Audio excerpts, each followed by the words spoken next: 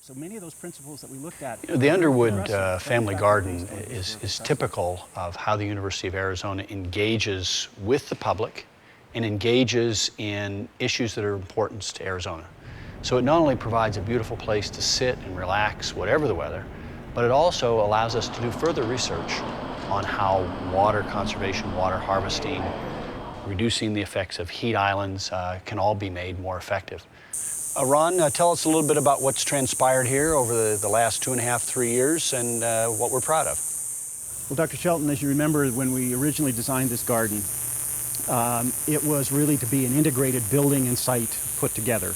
And I think we've achieved those original goals. The 4 driving design principles that we had here was to achieve a high level of water conservation, reduce the urban heat island effect, to reduce urban flooding, and to become an oasis and interpretive area for the campus and the public in general. And what you see is this remarkable amount of growth that we've had in this garden. You know, the history of the western part of the United States is the history of water. And so water is the key to the development and the sustainability of the entire western part of the U.S., and in particular, the Southwest. We're living off the waste of the building. And so really the water sources that we have here are really in the building, and all of the things that come out of the building that we use to irrigate the 1-acre landscape that surrounds this award-winning project.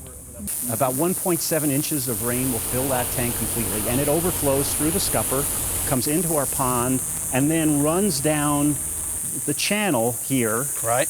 The channel then is a way in which we demonstrate for homeowners and the public the way in which they can do this at home. These are what's called micro basins. So each of these 3 trees right here are set in a small basin.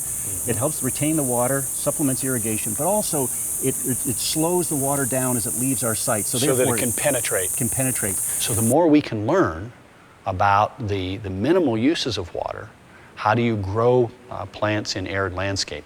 How do you feed people? How do you minimize the waste of water? How do you recharge the aquifer? All of these factors are under study here at the University of Arizona, and it really is nothing less than the future of the American Southwest that's at stake.